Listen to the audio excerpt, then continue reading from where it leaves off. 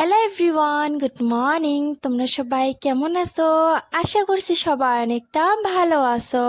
আমি আমার পরিবারকে নিয়ে ভালো আছি। আজকে আবার একটা নতুন ব্লগ ভিডিও নিয়ে তোমাদের মাঝে চলে আসলাম। ভিডিওটা স্কিপ না করে পুরো ভিডিওটা দেখে যাবেন। আর আমার এই চ্যানেল এঞ্জেল লাইফস্টাইল ব্লগে তোমাদের সবাইকে ওয়েলকাম জানাচ্ছি। আব্বু কয়েকদিন ধরে বলছিল যে আব্বু নাকি পুরি খাবে, আর আব্বু আজকে বাজারে যায়নি, তার জন্য বাড়িতে বানানো হলো পুরি। আমরা তো ভিডিওতে দেখতেই পেয়েছো, প্রথমে আটাটা নিয়ে নিলাম, তারপর নুন, গরম জল আর সামান্য পরিমাণ তেল দিয়ে মাখিয়ে নিল। তারপর আমি এখানে আটাটা 30 মিনিটের মতো রেস্টে রাখা হলো। এখানে আমি মাংস কষানোর জন্য মশলাগুলো গুঁড়ো করে নিব।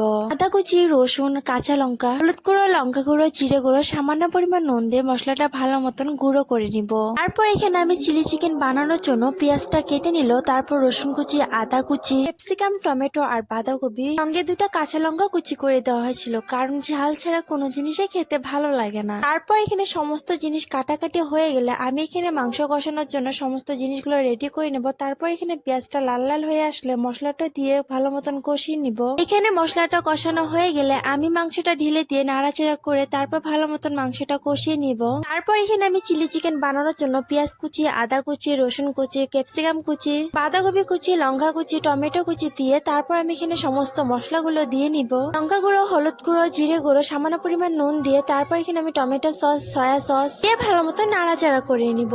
আর তোমরা যদি আমার চ্যানেলে নতুন হয়ে থাকো তাহলে আমার চ্যানেলটা সাবস্ক্রাইব করে আমার পাশে থাকবে, আর আমি তোমাদের পাশে আছি। জানি না আমার ভিডিওগুলো তোমাদেরকে কিরকম লাগে, আর আমার ভিডিওতে যদি কিছু ভুল হয়ে থাকে তাহলে তোমরা অবশ্যই কমেন্ট করে জানাতে পারবে। কিন্তু এখানে চিলি চিকেনের মাংসটা ভালো মতন কাটা হয়নি, তাই ভালো মতন কেটে বেছে ধুয়ে নিলাম। তারপর সেখানে দিয়ে নাড়াচাড়া করে রেখে দিলাম। তারপর এখানে আমি পুরি বানানোর জন্য কড়াইতে তেল বসিয়ে গরম হতে দিয়ে আর এখানে লেচি কেটে নিই পুরির জন্য। আজকের ব্যাকগ্রাউন্ডে অনেক বেশি সাউন্ড আসছে, কারণ আমাদের এখানে আজকে কীর্তন হচ্ছে একটু ফাঁকে, কিন্তু মাইকটা আমাদের এখানে লাগিয়েছে, সেজন্য এখানে বেশি বেশি সাউন্ড আসছে। আজকের ভিডিও এইটুকে। ভিডিওতে কিছু ভুল হয়ে থাকলে কমেন্ট করে জানাবে কিন্তু।